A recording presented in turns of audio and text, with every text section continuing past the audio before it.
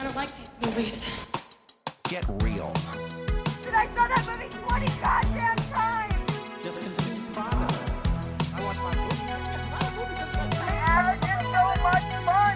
And really? Oh, this movie's too complicated. So, once again, no smoking in this theater. We just washed the hair.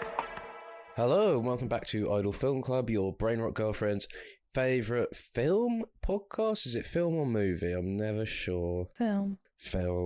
I'm Callum, And I'm Gio. and we're back this week after a bit of Harold Moose and Porcupine, and we're covering a good film this week. Yeah, back to the regularly scheduled programming of covering quality content. And it is not, unfortunately, it's not The Substance, No. which we saw this week. We did.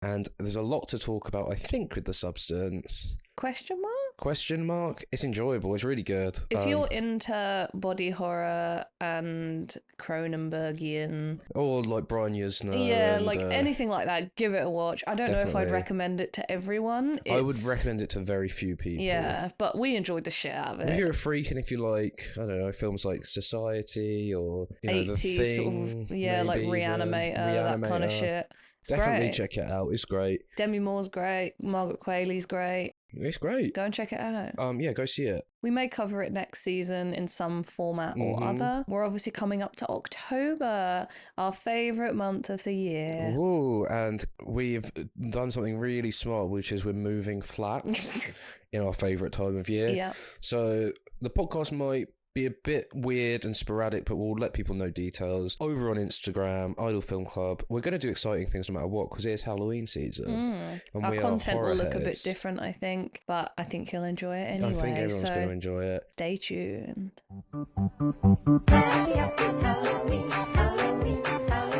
So this week, we are discussing Saturday Night Fever, Fuck yeah. a movie that has been parodied and pastiched and talked about endlessly. But we're going to do it now. I mean, talked about endlessly for people of our generation. Yeah, maybe not. All I knew about Saturday Night Fever going into it was the white suit, the Bee Gees, Travolta, yeah. the dance floor. Hey, you know, your dancing is really marvelous. It's exciting. I mean, it's exciting to watch you out there. They can't keep their eyes off you. I really wanted to cover this movie because it's been on my watch list for a while and you were out and I was like, yeah, I'm really in the mood to watch that. And I love dancing. I've been on record as saying I love dancing. I've been on record as saying that I don't like dancing and I don't get it. I don't like dancing in Abigail, but I like dancing in Or Kinds of Kindness. Kinds of Kindness was okay. I don't like dancing. Yeah, you were poo-pooing dancing, saying it was stupid or gay or something. I can't remember. One of the two or Cringe? both. It was, I don't know. It is cringe dancing. No, but do you feel the dancing in this movie is cringe? A bit. Okay. Anyway, so there's no converting you, so I'm not even gonna bother. You know a film that isn't cringe dancing? What? Climax. Oh yeah, that's awesome. That's awesome dancing. Another movie with lots of dancing is The Substance. Do you find that dancing cringe? A little bit. Yeah, there was dancing in that. A lot of dancing. Not a lot, but I don't know. It's sexy. sexy dancing. So yeah. Lots of pussy shots.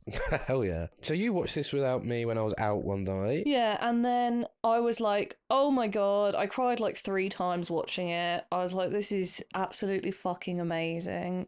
And I was like, right, we have to watch this and cover it on the podcast. I feel like lots of people have heard of it, but don't really know anything about it other than, like, you know, what you've just said, the soundtrack and John Travolta being in it. But if you're a Tarantino fan, watch it. Oh, 100%. Because I think this movie broke Tarantino's brain. You can see obviously with Pulp Fiction, you can see why he hired John Travolta to do that. Yeah. And obviously John Travolta, when he got hired for Pulp Fiction, was sort of... Washed up. faded into obscurity. And that sort of revitalised his and the career. Church of Scientology. Yeah. Somehow, I hear they don't like you being gay very much, but... Please welcome the wickedly talented one and only Adele Dazeem. Saturday Night Fever, Night Fever. They don't say Saturday night. They do. It's just Night Fever, Night Fever.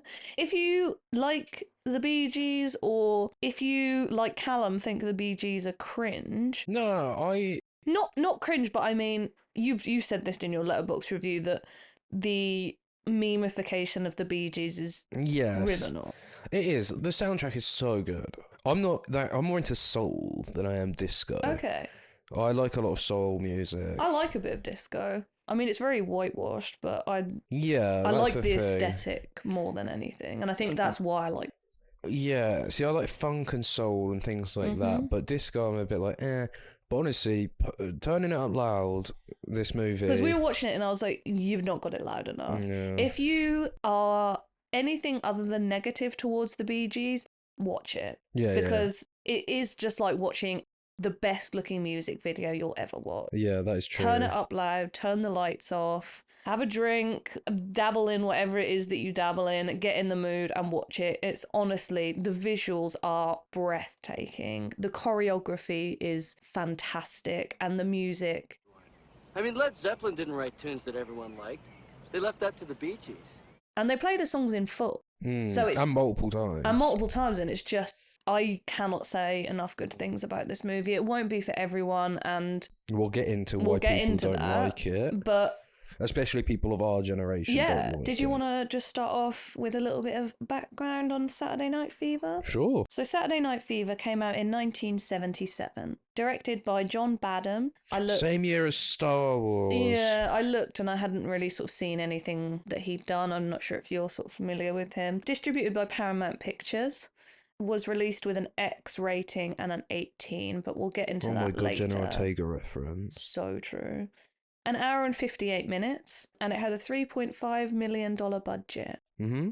And 2.5 million of that probably went to the Bee Gees. Yes. Were they big before this? I actually don't know. I would imagine they were either well known or like Up and coming. up and coming. I But it don't has a know. 6.8 on IMDb, 82% Rotten Tomatoes, and a 77 Metascore. Mm-hmm. We need to start giving letterbox scores in though. Yeah, true. I'll do that now. Let's have a look, shall we? Letterboxd, it has a 3.2, Ooh, okay. which is The equivalent nearly of- exactly half of 6.4. What is it on IMDb? 6.8. Okay. So So slightly lower, less, yeah. and I'm not surprised. However, I do think a 5-star. That is my one problem with Letterboxd, is that I do find a 5-star rating a little bit suffocating. We've discussed this before. Not on the podcast, we haven't. I think we... No, maybe not on the podcast. Because I said that I think a 9 is different to a 4.5. Which, It makes no It's sense, not. but to me it makes sense. yeah. But that's... Georgia doesn't understand how numbers work. Fuck you. Yeah, which position? But yeah, so this movie is sort of recognised as one of the most important, and it's in like the, what do they call it? The National Preservation for Significant Art Pieces. I can't think what it's called. But not adjusting for inflation, it made $237.1 million against a budget of $3.5 million. That's absolutely insane. Adjusted for inflation, it's made around $673 million. Prior to the release of Michael Jackson's Thriller in 1982, Saturday Night Fever was the best-selling album in music history. Oh my god. Yeah.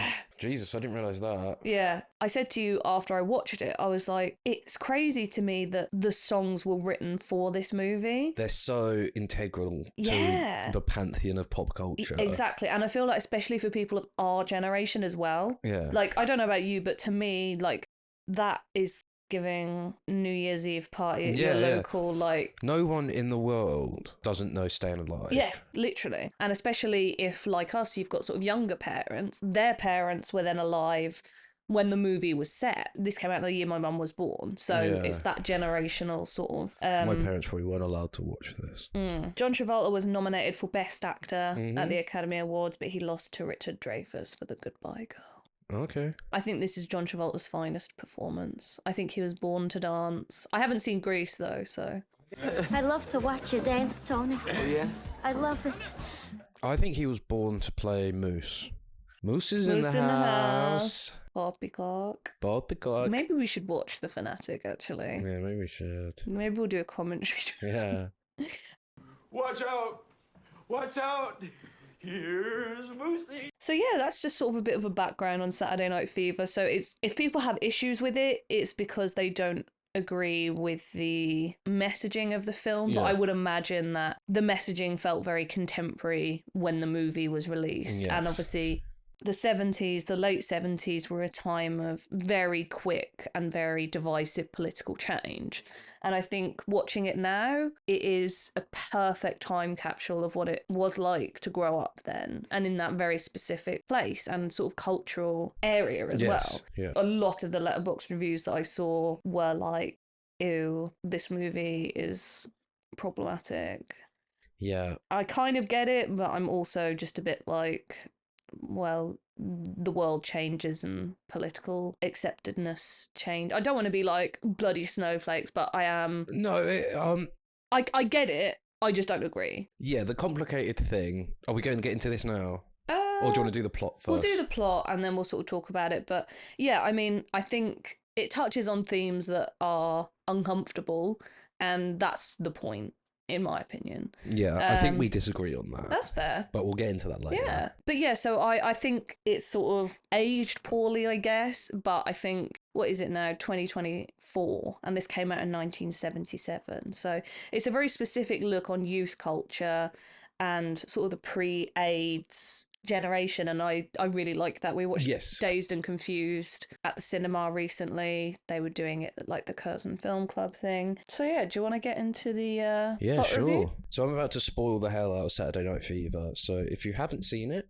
go see it and come back to the podcast. I would definitely recommend watching it. It's a good film to be able to critically dissect. You can find it, I think it's on Channel 4. Is it? Yeah, so you can get it on whatever it is, All for 4 Plus. 4 on demand. Yeah, whatever that is. So you can find it for free in the UK, so please go and check it out. Or go to a charity shop and pick up a DVD. I'm sure Well, there'll be one in there. Yeah. Tony lives in Bay Ridge, Brooklyn, with his parents and younger sister. He works at a paint store by day, but by night he rules the dance floor at local disco 2001. He also enjoys fucking around on bridges and just being a rapscallion. Hoodlum. A hoodlum. Verrazano Bridge, that is, or Verrazano Bay, I don't know.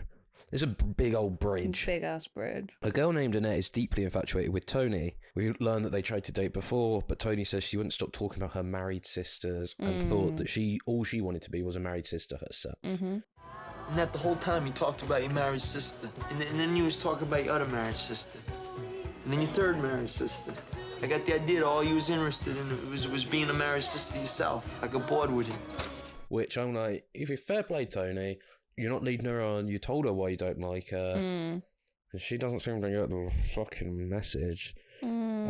However, they agree to pair up for the dance contest at 2001 under the agreement that it'd be completely platonic and they're only just going to dance together. There's no romantic feelings from Tony's end. However, Tony sees another woman, Stephanie, practicing ballet at his local dance studio. He saw her at 2001 before and was in awe of her talent and looks. After a bit of creepy back and forth in the dance studio, he's very weird. He goes up to her when she's practicing ballet and is like, You owe me attention. Yeah, I won't leave her alone. He's a bit of a piece of he's a massive piece of shit. But he's 19, 20, Yes, I think. He's 19. 19. So it's an interesting look. She's maybe 21, 22. It's an interesting look at that youth divide and how that much generation, the 2 years between being 19 and being 21 is quite different. and especially she goes to Manhattan and he lives in sort of a small Italian American suburb in Brooklyn. So it's it's that depiction of the difference in youth culture and sort of it wasn't necessary to finish school or things like that. So he didn't go to college or anything. Yeah, so there's a bit of an educational divide as well. I think she's not Italian either, is she? I don't think so, no. Where is she? Sorry, give me a second. Let's try and judge by her last name. Mangano. Oh, she must be. Oh, maybe. Because she talks about culture, doesn't she? She's much less than he is. Stephanie and Tony agreed to be dance partners for the contest instead, leaving Anne distraught and sidelined. Why do you hate me so much? All I ever did to you was like you. Give me a break, huh? Tony's older priest brother, Frank Jr., returns home after quitting the priesthood. Tony takes him to 2001, where his friend Bobby asks Frank Jr. if the Pope would sort of allow an abortion for a girl he got pregnant. I love this scene. Father.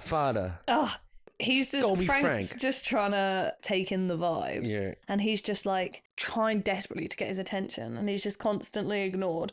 And then when he does get his attention, he's like, You think the Pope could give Pauline an abortion? oh, it's such a good payoff to that moment. Frank leaves the club after a while, but tells Tony what a great dancer he is, and that he I should love sort that of- moment. Yeah, because he's clearly, Tony is only trying to show his brother a good time. Absolutely. But again, Frank Jr. is like, this isn't my scene. I know it's your scene, and you're great, and I've had a nice time, but Yeah.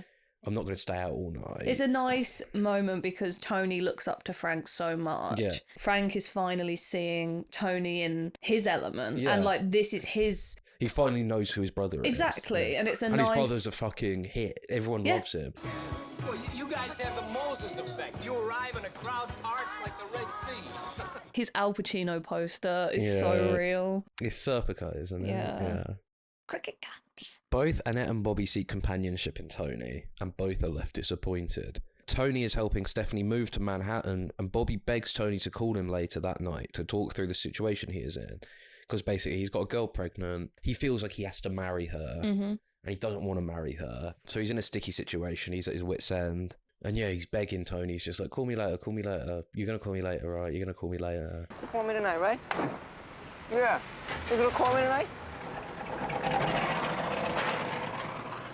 See, to me, this dynamic reads as sort of like. Yeah, you mentioned. Yeah, I get queer undertones from this. I don't know. I meant to look it up. To me, it read as the fact that he was reaching out to Tony, but not the other friends. And he seems so desperate for Tony's approval and attention. And But I read it as just Tony's the ringleader of this group. true. Like a gang leader, basically. But what happens later, Yeah. we'll get to it.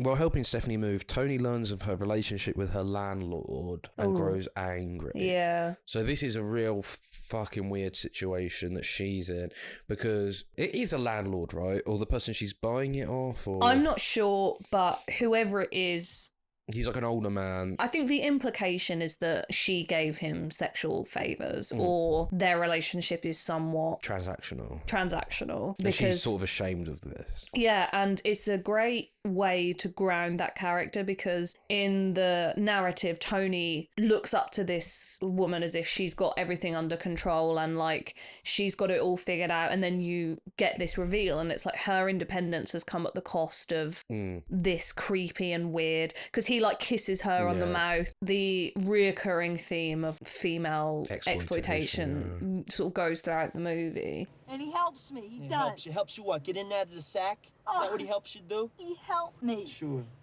What the hell do you expect me to do, man? What do you expect me to do? He helped me. Tony is talking to, is it Annette, the girl that he palms off? He's like, you're either a nice girl or you're a cunt. Yes. And women's rights were sort of changing quite a lot around this time, and women's independence was becoming... And changing very slowly in Italian-American communities. Like, the patriarchy rules there. For sure. This, are you a nice girl or are you a cunt? Basically, it's the ethos of the movie. And this dynamic especially just goes to show how inherently misogynistic the culture was at this time. Look, I mean, what are you anyway? You nice girl or you cunt? I don't know. Both? You can't be both. I mean, that's the thing a girl's got to decide early on. You got to decide whether you're going to be a nice girl or a cunt.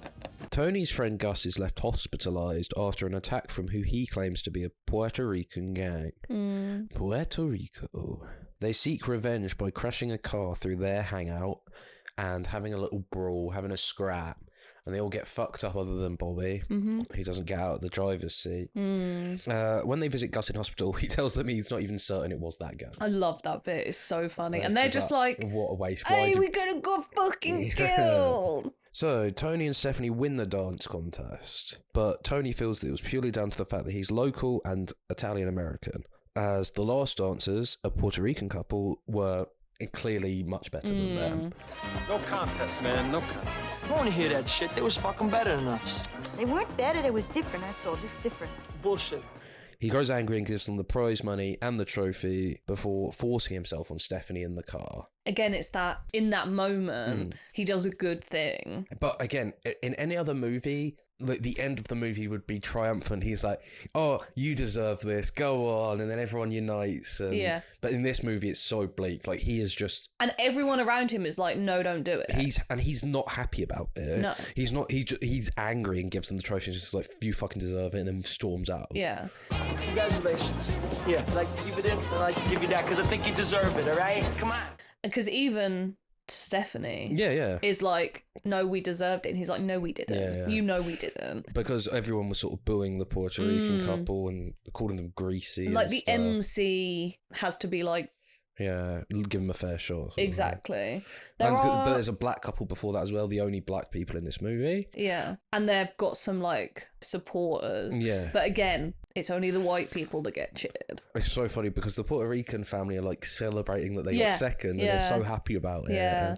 Anyway, so Stephanie tells Tony that she was only interested in winning the contest and dancing, despite the fact they shared a passionate kiss at the end of their dance routine. And Tony storms off. Back to his friends and a very drunk Annette who has agreed to fuck them all. She decided to be a cunt. Yeah, they drive to the bridge and Annette changes her mind. However, Tony's friend forces themselves on her and rape her. They get out of the car to fuck around on the bridge again, and Tony blames her for the rape and basically just insults her. Yeah, he's like, "Oh, you happy now?" kind of thing. And it's such a horrible scene. It's a really horrible scene. I know you said Tony like lays it out to her, and like, yeah, he absolutely does. But she only ever wanted to like be with him and be enough for him. And in that moment, it's her last ditch attempt of just being like, I don't care to what extent. And like, you're absolutely right. He doesn't lead her on or anything. No, But for him to allow that to happen, yeah, no, it's disgraceful. Is so bad. It's not coming from a place of respect. His refusal at all. Yeah. It's not that he respects her and respects her too much to lead her on. He's just an asshole. He doesn't think anything of her. Bobby gets increasingly reckless on the bridge because basically they just like they jump down and like walk on like and climb ropes on the bridge. It's like, what are you doing? In the era before phones, people were like playing on bridges and shit. He appears suicidal, and he's citing, you know, the fact Tony didn't call him and that he's gonna have to marry this girl. How come you never called me? I didn't want to fuck up. Fuck up, Bob. Come on. We'll talk, all right? I didn't want to fuck up this time. And he falls to his death. Accidentally or not, it appears to be accidental, but he had intentions, I think. Yeah, because when the police come, Tony says there's ways of killing yourself without killing yourself. Yes, yeah. Which I think is a horrible, like, everyone knows that he did it on purpose. Yeah. And it's... He had intentions of doing it. It's horrible. So the police arrive and the boys escort Annette back to the car in a way where you're just like, tell the police what happened. But then you're like, oh, it's 1977. Nothing will come of it. And there's when Bobby is like doing his shit and like going like on the bridge, the hot guy is like hugging Annette and she's like hysterically crying. But in that moment, like, they literally don't think anything of what's just happened. No, they're like, at the end, they're like, thanks for a great night. Yeah, it's like you just raped a woman and watched your friend die, you fucking freak. It's so bad. Yes. Tony takes the subway back to Manhattan to go see Stephanie. He shows up at her door. He apologizes to her, and she admits that she always liked Tony because she felt that he had respect for her and things. And they agree to be friends. You want to be friends? Yeah, I'd like to be friends with you. Think you know how? Think you could be friends with a girl? Could you stand being friends with a girl, huh? But the moment where he walks in the door, she's like, well, I don't usually let rapists in my door. It's so normalized. Yeah. He's like, oh, I'm sorry. and that's it. Yeah. And it's that pervasive, these men think so little of the women around Oh, yeah, them. 100%. It's hidden behind teenage horniness. And it's like, no. But even you go back to his family dinners and stuff, and the dad's hitting the mum's hitting the dad's hitting Tony's hitting the dad. Love the family dynamic. Yeah, it's horrible though. It's horrible, but in such a specific way where 1 minute it's like nice and supportive and jovial, and then all of a sudden on a dime, because they're like having an argument around dinner, and then like the wife hits the husband, and the husband's like, don't you fucking ever hit me in front of our kids. And it's like that sort of quick switching. Yeah. It's terrifying. So there's a scene early on where Tony gets a raise from his boss, and it's a small raise, and he's so grateful for it that the boss sort of ups it. Yeah, he's too grateful, and the boss is like, I've never seen someone get so happy over like a $1.50 raise. And he's like, I'll up it to $2. And then he keeps talking, and he's like, fine, I'll up it to $4 kind of thing. Yeah. And he goes home to tell his dad, and his dad is just like, $4. Yeah. Shit. You know, $4 buys today. Don't even buy $3. I don't see nobody giving you a raise down on unemployment. $4. But it's a sad look at, obviously, that immigrant culture. And it's the leftover from 50s housewife and provider. And they were instilled with beliefs of work ethic. You know what I mean? Italian Americans built New York and built those areas. So to be unemployed, and when there are no jobs, obviously it leads to just misery and depression and terrible homes to live in. And I like the fact that Tony sort of says to him at one point, you've never once have I heard praise from you. Never once have you told me good job kind of thing. I knew you'd piss on it. Go on, just piss on it, right? A raise says like you're good, you know what I mean? You know how many times somebody told me I was good in my life? Twice, 2 fucking times. This raise today and dancing at the disco. You sure as fuck never did, asshole. And it's such a sad indictment of, you know, what the working class culture was like. I mean, the tagline for this film is, where do you go when the record is over? Yeah, and I think the contrast between who Tony is on the dance floor and who Tony is when the record's over. And the contrast between, in the dance sequences, the level of how finely tuned the choreography is. Everyone is moving in sync, and everyone is sharing this experience. And regardless of sexuality, gender, as long as you're Italian American, as long as you're a white guy a white guy or a white woman who can dance. Jesus Christ, it's so fucking good. How could they be? They're sticks. Look at them greasing up the floor.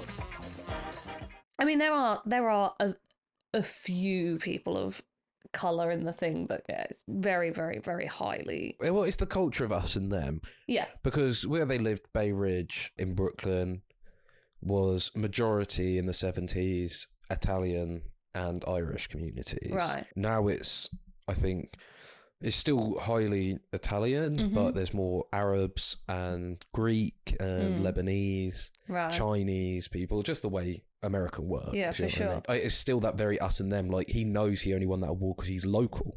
He's local to the area. He's Italian American. Yeah, for sure. Because the dance sequences, as I said, they played the whole songs in full. Oh, so good. And it's so well done, because it's just that for that 5 minutes, all that matters is these people dancing. Yeah, and the music, and they're the united. dancing. They're united in movement, and they're all dancing with the exact same moves. Yeah. They're all, you know, they're all united. They're all in sync, and you step out of that, and immediately it's division. Everyone is divided over different things, and the only thing they seem to unite over is sex and drinking, oppression, drugs. And I guess this is a generation that started to reject the church as well. You're going to church to have God make Frank Jr. call you? Right. Unbelievable. You know, you're turning God into a telephone operator. And it's also, like we said, a generation of female empowerment in the sense that women were seeking employment and women were stepping out of becoming just housewives and looking to, because obviously Annette is like desperate to become a wife, and Yes. Stephanie has no interest in that. Because they have an argument, which is, I guess, so pervasive to Brooklyn culture from what I've read and what I've learned. Not that I, Yeah. as much as I wish I was from Brooklyn, that idea of how much better it is over the Yeah. bridge in Manhattan. Absolutely. And how, who the fuck wants to stick around Bay Ridge when you can go live in Manhattan where there's opportunities, there's jobs, there's bars, there's not just one pokey nightclub. Yeah, well, it ain't Manhattan. It isn't Manhattan. You get no idea how it changes, just right over there, right across the river. Everything is different, completely different. It's beautiful. Because you'll notice there's like a pizzeria, they go to White Castle. Yeah. It's but not much culture. There's not much to do. 2001 A Dance Odyssey is Is that all what these... it's called? No.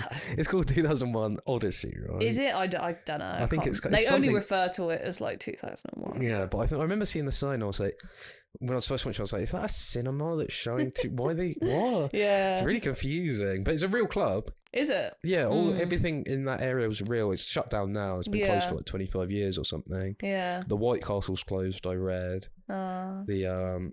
The hardware store is still open. And the pizzeria he goes to. I think going back to the, Tony's job, he basically says to him, like, can I have one night off? I need to go and practice for rehearsals. And then the guy's like, no, you're the only person I have in. And he's like, fine, I quit.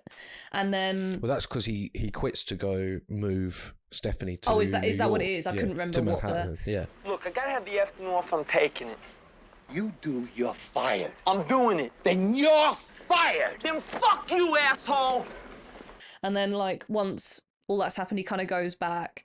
And the guy's like, don't worry about it. You can come back. Yeah. You're a good worker. I want you here. I think he only comes to collect his paycheck. Does he? Yeah, I think he's like, I just came here to collect my final paycheck. And the guy's like, don't be fucking stupid. Yeah, and just- he's the only sort of positive male role model this guy Yes, has in his 100%. life. And he says this guy's been here 15 years and Yeah. this guy's been here 20 years. And it's that sense of the tight-knit community. And Tony is a hard worker. He's good at his job. but also looking down the barrel of staying here and that sort of working class community idea, because I guess consumerism just overwrought America at that time, where it wasn't good enough to work in a hardware store. These men provide for their families, but it's not good enough. You've got to move to the city, you've got to get rich, you've got to get nice cars, you've got to get nice apartments. And that idea of immigrant communities helping each other and being tight-knit started to disappear, I think. Yeah, and also it suffered in the sense of they weren't prepared to evolve in their attitudes towards women or like minorities and things Yeah. like that, whereas I'm sure Manhattan was the ticket out for a lot of people. And Stephanie's like, there's a good scene where they sort of go to a bar and just have drinks and just sort of chat, really. Good. Well, I just think maybe you can't handle hearing about a kind of life that is so completely different than yours. You mean better, don't you? Yes, I mean better. Sure, it's better. Because she's talking about all these people she meets at Yeah, her- and she's like, well, do you not want to do anything with your life? Like, did you not think about going to college? And he was like, what am I going to do? I've got no qualifications. She was like, well, I learn. And it's that idea of people were wanting to make a better life for themselves and educating themselves. And she was like, you're just going to stay here forever. And I think that's where Annette comes in. She is that, if he go down that route, homebody. yeah, that's going to be his life forever. And I don't think he wants that. No, and I don't think he wants it. But again, in that time and in that culture, why would you want to leave the family house? yeah. You've got to look after your mum and your nan, and Yeah, for sure. you've got to provide for the family. You can't be waltzing off to Manhattan to make a life for yourself. It just, I don't think, was in the equation at that Yeah, point. for sure. See, look, where I work, the people are very remarkable. They're not like these here Bay Ridge people at all. You mean snobs instead of slobs, right? What? No. It's very interesting stuff, man. It raises some really interesting themes of that life. I see it as a time capsule in the sense of this is such an honest and unapologetic, and also it's disgusting. Yeah, so The politics in the movie are yeah, are should we get onto the horrible. sexual politics Yeah, of go this for movie? it. Oh, you know who came in today? This guy, David Bowie. He comes in, he has this Ascatran coat right He's a down. faggot. It's a half faggot, man. Hey, relax. Come on, sit down. So I think it's important to watch these things. And yeah, no, it hasn't aged well. yeah, At all. It is horrible. Tony and his friends are rapists. They're rapists, they're homophobic, they're racist. Oh my god, the fucking racial language. The language in this is outrageous. Horrible. The slurs against blacks and Mexicans is just Everything. fucking awful. And yeah, this is where people, I think, struggle. And that's fine. And that is fine. I was talking to you yesterday, I think, about the sexual politics and how a lot of people think the end of the movie is sort of rape apologism. I don't know if that's the correct word. Is that a word? It's an apology for Tony's attempted rape of Stephanie. Yeah. And his sort of blasé attitude towards Annette. And also just coming from the Annette situation where she was gang raped. Yes. And I can see that being the case. I think, because I was talking yesterday, like I was about to say, about Almost Famous, and it's set in the early 70s, but obviously it was made in the 2000. Yeah, similar with Dazed and Confused, whereas this is... It's contemporaneous. So it's set at the time it was made. I actually can't say that word, I've just realised. Yeah. I don't know how to write it, I don't know how to say it. But obviously the politics of Almost Famous and Dazed and Confused, you've got McConaughey going, I keep getting older and they stay the same age, talking about high school girls. You get the kid in Almost Famous loses his virginity to... An adult. I think they're 17 and he's 14. Well, but it's... The difference in lifestyle is adult and child. And they sort of deflower him, to quote it, and it's like... Oh, and it's a honest representation of sexual attitudes at that time. And I think it's so much easier to compartmentalize those. It's easier to digest in those movies, I'll say that much. And even anything like, I know the latest Paul Thomas Anderson movie, Licorice Pizza, got into hot water on Twitter over its age gap relationship. What is it? I haven't seen I think that. he's 14 and she's 20 or something. Wow. Hey guys, editing Callum here. He was 15 and she was 25. Also, sorry about the mic quality in this episode. I don't know what went wrong. Sorry. Bye. Enjoy the rest of the episode. Or he's 15. Is it sexual? No. Right. But there's also racist characters in that, where a man's married to an Asian woman, East Asian woman, I think she's maybe Vietnamese, and he is just like doing horrible like accents and stuff. And again, even... Is that current? Is it set in present day? No, it's set in the 70s. It is? Yeah. I don't know anything about that Yeah, movie. set in the 60s or the 70s. And even then, people struggle with it. And to watch a movie where I don't think it's just contemporary. It's They're like kids. unflinching. This is what kids do. It's the same with I guess you could compare it to Harmony Korine's Kids, right? Yeah. Oh yeah. Where it's uncomfortable. It's really uncomfortable to watch. But it's like, this is how Brooklyn is. Yeah, 100%. And if people don't document that lifestyle, it sort of gets lost to myth, I guess. I think you said before you went into it, you thought it was a Dazed and Confused. Honestly, I think don't know it gets why. memed. Like, yeah. The separation between what this movie actually is. Maybe it's an us problem. I don't know. My parents never showed it to me. Your parents certainly never showed it to you. It's an infamous movie among Christians. Yeah. One day you look at a crucifix, and all you see is a man dying on a cross. I messaged one of my friends who I grew up with and said, I remember such a vivid memory of mine as we were, I don't know, in our early teens, and her mum showed her the movie. She was like, it's got rape in it, but the movie's great kind of thing. And I think I look at it from a perspective where I'm like, this is how women, if I grew up in this time, this is what my life would have been like. Yeah. And yeah, it's uncomfortable, and yeah, it's horrible, and yeah, it's racist, but that was what life was like. Hey, Tony, come on. Let's go give everybody a piece of snatch pie. Yeah. And I completely understand if you don't want to watch it, or you don't like it, or you don't agree with... Like, I don't agree with being friends with rapists. No, yeah. But she's okay with it. And that's what's crazy. Yeah, it's so normalised. It's so normalised. And I guess that is, like you said, it's a time capsule movie in a way where I don't think it was necessarily... It's so matter of fact. And they don't I think don't even think it's anything trying of to make it. a fucking point. It's not. I think in Almost Famous, they're trying to make a point about, God, rock and roll culture was so fucked up. I think it's supposed to make you think, whereas Saturday Night Fever, I feel, is so matter of fact that the sexual politics almost aren't there to make you think. I think Harmony Korine is a good comparison there. I don't think I've seen any Harmony Korine You've seen movies. Kids, right? No. Well, it's Larry Clark directed. Yeah, I swear we watched Kids together. I think you had it on and I wasn't really watching it. Because that's about 90s AIDS culture and just, it's horrible. Like, there's a rape in that. A very infamous rape scene in that. But again, it's so matter of fact that, yeah, you can have a problem with it. And obviously, I don't think putting things on film condones actions at all. I just don't. I agree. But it's I can see why it's difficult for people to get their heads around, and if you don't like it, what I don't agree with is people giving it half stars. Because I just don't believe in that reactionary. Right, do you have a baby brain? And I think how you feel about that is how I feel about this, where I'm like I'm not watching it and being like, yeah, awesome. Yeah. I'm watching it and being like, this is horrific. This is what women put up with.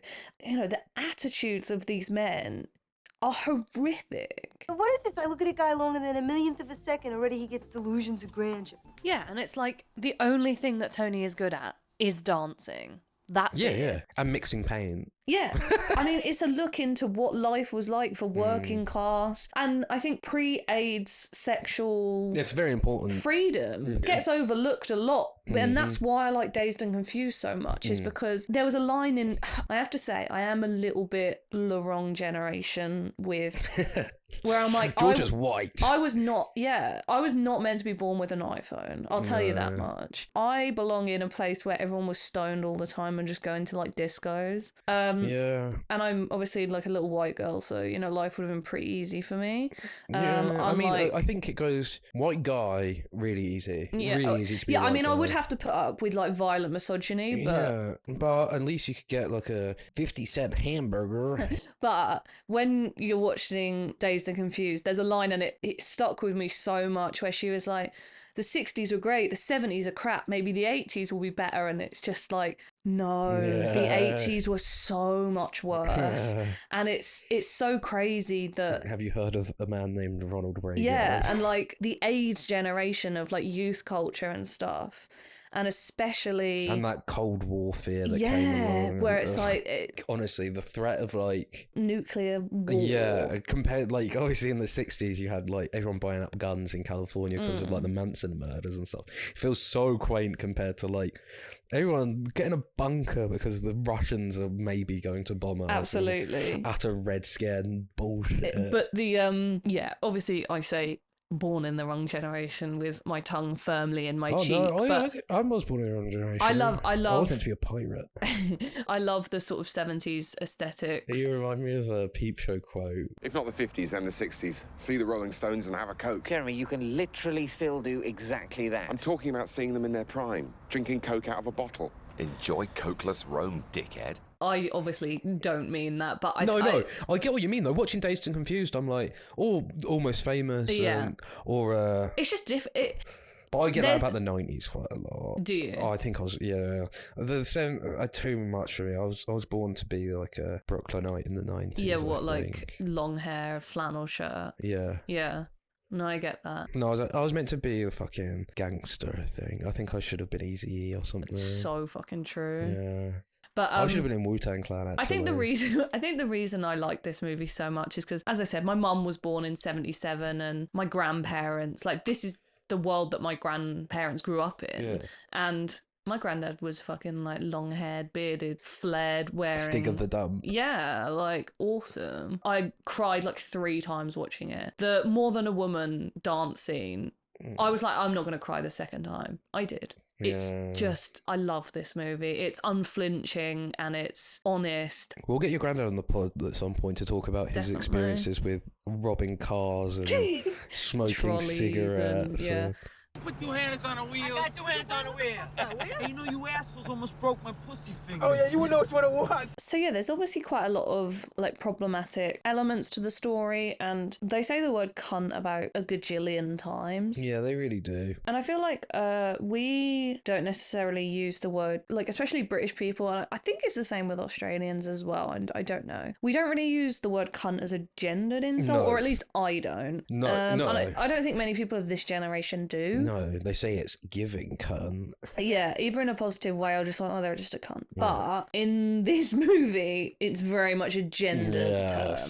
And so there's a lot of very strong language, racial slurs, all that shit. So this is an interesting movie because this is actually one of the BBFC case studies. And I discovered today that there's a BBFC podcast. So you're not going to see me for about 4 weeks while George I listen is sleeping with the enemy. 118 episodes of the BBFC podcast.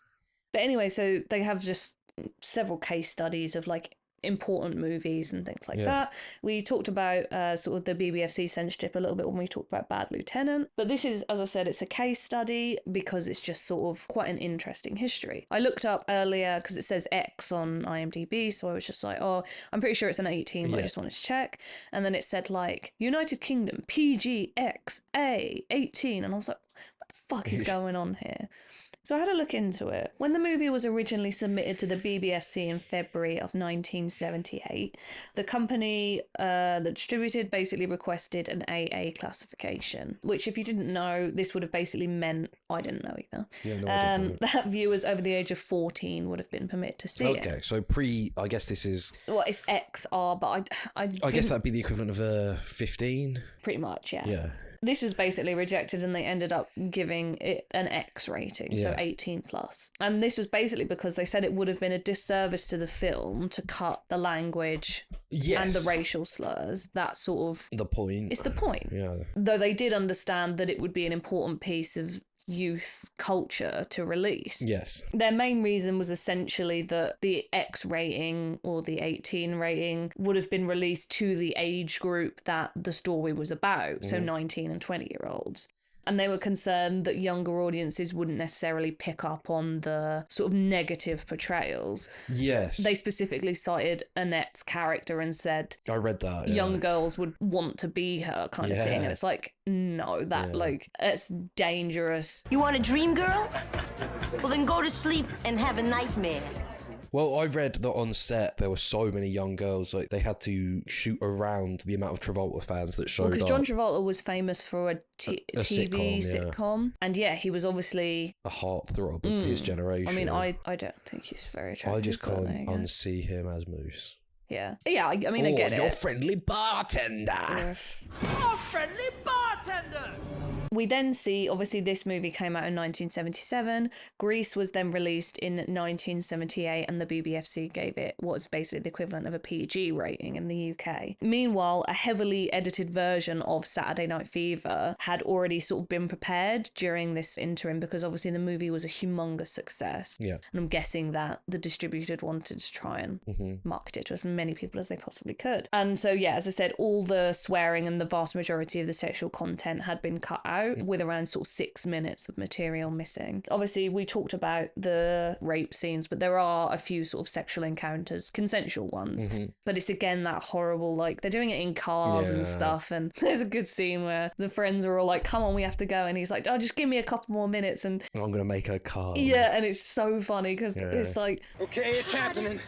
It's happening. It's happening! I'll be out in a minute, man.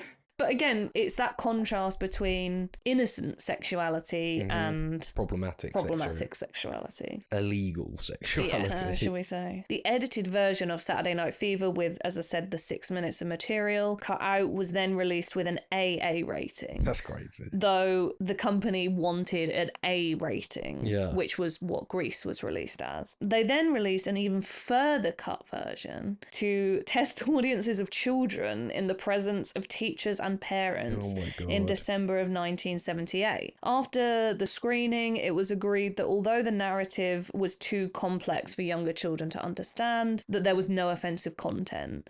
which it's impossible to imagine this film I'm without. just trying to imagine if any themes come across. I mean, it was dancing. Yeah, just really, yeah. This is like a precursor for the YouTube supercut. But absolutely crazy. Yeah, mental. That they would even be able to do that. They then basically requested the BBFC assurances that the X-rated version of the movie would no longer be distributed, basically to ensure that children were not screened the wrong version of the film. I think I read that the MPAA basically, there's a law against different cuts of movies being showing at the same time. Yes, that's what that Jack Bill got in trouble for. Every so often you hear about children being shown X videos. There was one teacher showed, it was obviously in America, some school kids, it was some shit like, not the house that Jack built, but it was something like that, and I remember thinking, wow, you're getting fired. To sort of cap this all off, the A-rated version of the film was then released in March of 1979 with a total of 10 minutes and 10 seconds worth of cuts. So that's taking it down from an 18 to a PG. Absolutely wild. Which is crazy. But that's how popular this movie was. That people would go to this length. I mean, A, money, but B, they wanted children to watch this movie. Put your hands on the wheel. I got two hands on the wheel. Hey, you know you assholes almost broke my pussy finger. Oh yeah, you would know which one it was. Get out of here. Yeah, it doesn't make a lot of sense. Oh, they should do that with Harmony Korine's kids I as love well. how they were like, yeah, the themes were too complex. I was like, yeah, I'm not surprised. Like, if you cut, I mean, the racial slurs don't really add to the narrative of the movie. But like, the rape and shit is integral to Tony's character. For sure. Oh, God. But yeah, I mean, I love this movie. I completely understand people's problems with it. But we've just explained to you why you're a baby. Yeah, stupid baby. But no, I mean, it's absolutely valid. And if you don't want to watch a movie that apologizes for rape, I'm not going to be like, you're an idiot. But I think nuance, again, is my favorite word these days. But which is why I think our next podcast is going to be called Why Irreversible Hits All the Notes Correctly. But yeah, please go and check it out. I think really it's liked an it. amazing movie. You didn't like it as much as I did, but I genuinely think this movie is a masterpiece. I absolutely love it. I haven't stopped listening to the Bee Gees for like a week. I haven't stopped thinking about it. Go check it out. Please go and watch it. As I said, Channel 4, you can watch it for free. See, dancing, it can't last forever. It's a short-lived kind of thing. But I'm getting older, you know, And that's this week's episode. No, it's not, because we've got a quiz. Well, I was rounding off the blabbering portion of the podcast. What's your quiz then, Chris Tarrant? I really wanted to just have the millionaire music every week. No, I don't like it. It scares me. So, as you probably know, Saturday Night Fever is the second best-selling movie soundtrack of all time. What is first, Titanic? Well, this is what we're going to find out. Because I have 6 of the best-selling movie soundtracks of all time. Mm-hmm. These are all taken from the top 12. Okay. According to multiple sources, Wikipedia. What I'm going to do is I'm going to give you the least streamed song from Spotify from the soundtrack, a middle song, and the most streamed song. Cool. There are a couple of cases, which I'll explain later before people jump down my throat, of ones that I've redacted. So, for instance, if we had one for Saturday Night Fever and the most streamed song was Night Fever, it's pointless even saying that. So some of them are like the name of the movie, which I've redacted and gone to the second most streamed song. Yeah. And there's a couple of exceptions. Anyway, let's just do it. Let's go into it. Let's go. So, I'll tell you, this is the 12th the 12th best-selling soundtrack is the first one, and the least streamed song is called To Die For. I don't know it from that. Okay, I wouldn't either, funnily enough. The intermediate one, Be Prepared.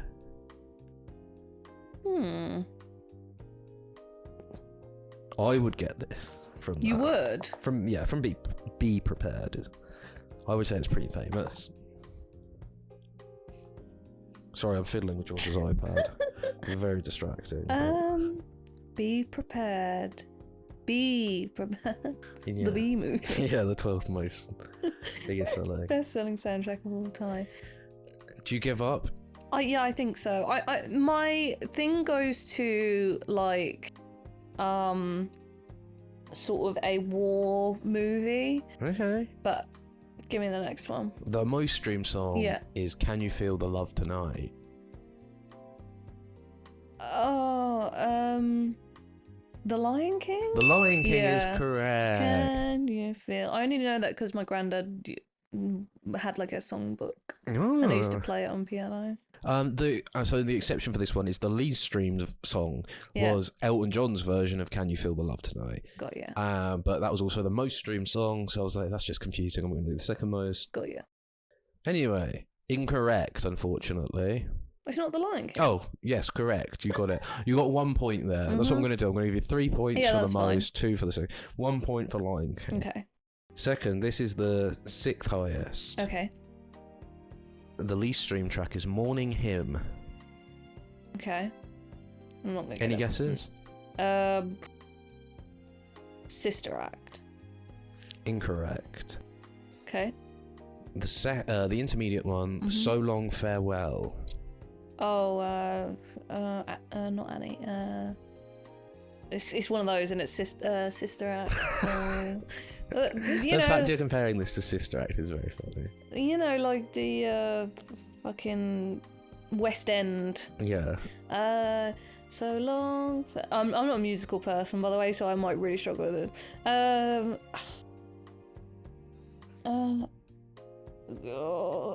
I don't know. No, I don't know. Okay, so there goes your 2 point. The most streamed. Yeah. My favourite things.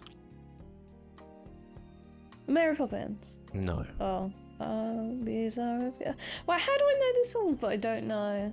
Because they're really famous and it's a really famous film. Yeah, I know, but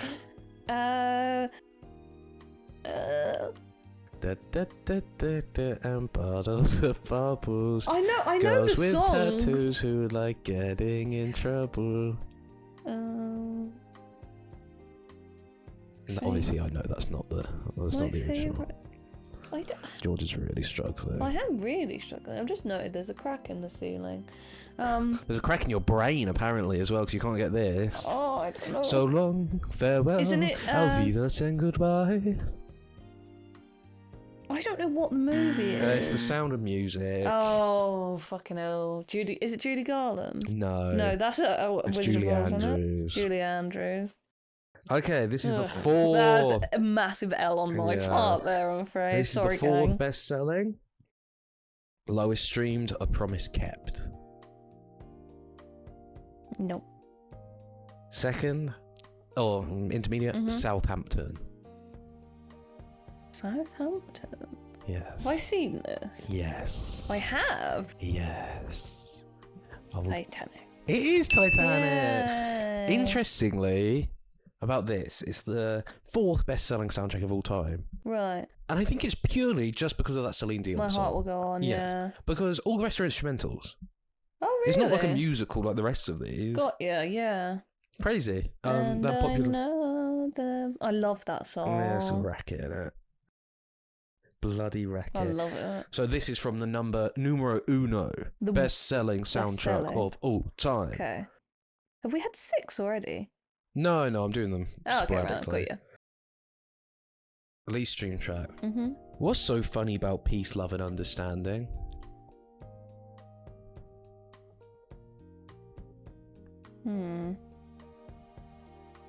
I'm just trying to think of what the number one best-selling movie Yeah. soundtrack of all time would be. I thought it would be Titanic, but I guess there's not, like you said, there's just the Celine Dion song. Have I seen this? No, I doubt it. You might have seen it as a kid. I've never seen it. What was it again? What's so funny about peace, love, and understanding? Is it like a 70s era? No, I'm going to give you the second one. Yeah, go. Run to You.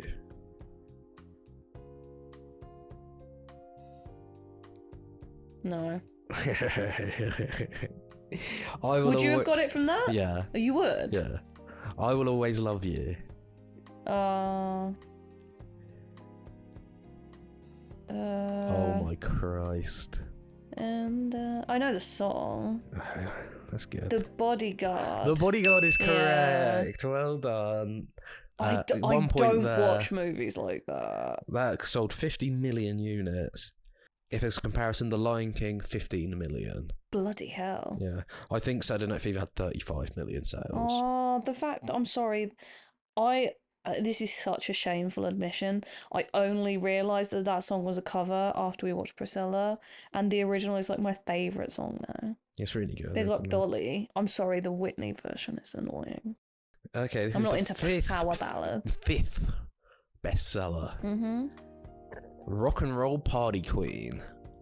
Whoa, Grease. It's Grease, well Yeah. done. 3 points. Big 3. I've never seen Grease. No, I haven't either.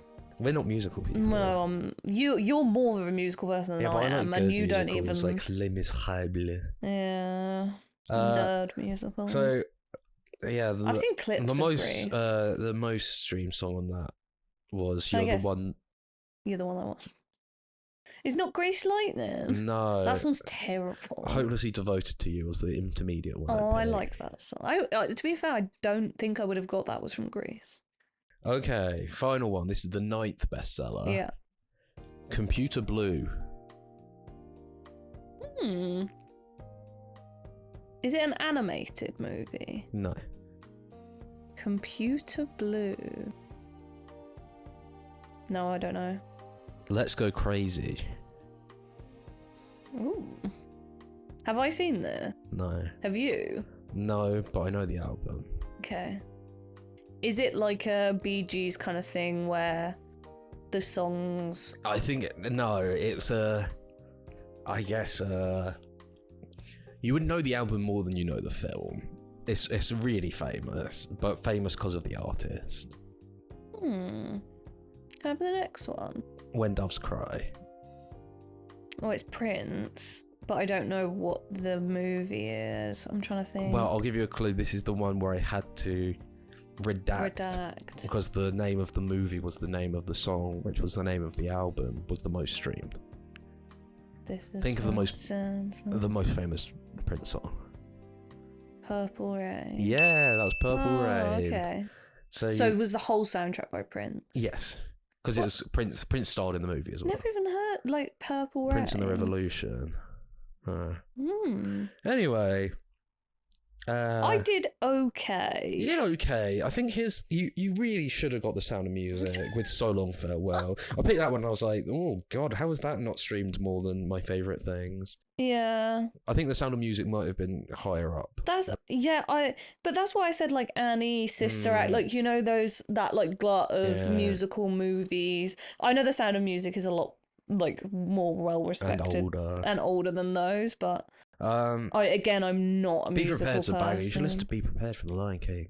Oh really? Be prepared. It's when all the hyenas are doing their Nazi march. It's awesome. Okay, well I will be back to listening to like Travis Scott. So Boring. Anyway, thank you for joining us this week. It's been a fun one. I hope you enjoyed the episode. Yeah, and we will let you know. Keep an eye on the Instagram because this is obviously episode 19. Episode 20, we want to do a big one. It's our 20th episode, so we will be back to doing video content. We're going to do an Alien ranking. We're doing the Alien franchise, and then we are also going to cover Alien vs. Predator and Alien vs. Predator Requiem. So that's what we're going to do. It's going to be a 2-parter episode 20. As it was with episode 10, but we need to wait to move till we've got our studio set up, and video content is also very fucking stressful, and we just simply And we're on have the holiday next time. week, and then we get back from holiday and we're moving flats, and There's a so lot of we are shit going to be putting going out on. content. We're going to do some commentary tracks,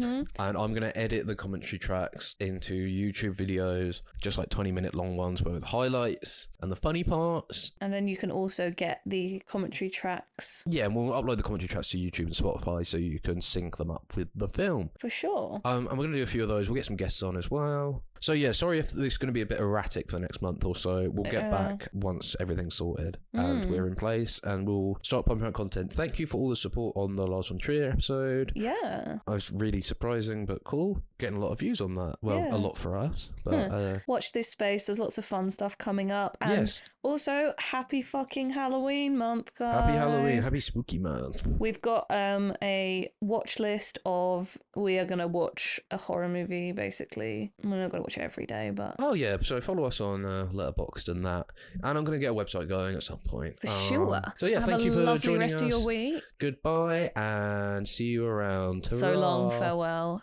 Auf Wiedersehen, goodbye. Ta-ra. Bye. I don't like these movies. Get real. Dude, I saw that movie 20 goddamn times. Just consume product. I watch my movies. Yeah, my movies are so funny.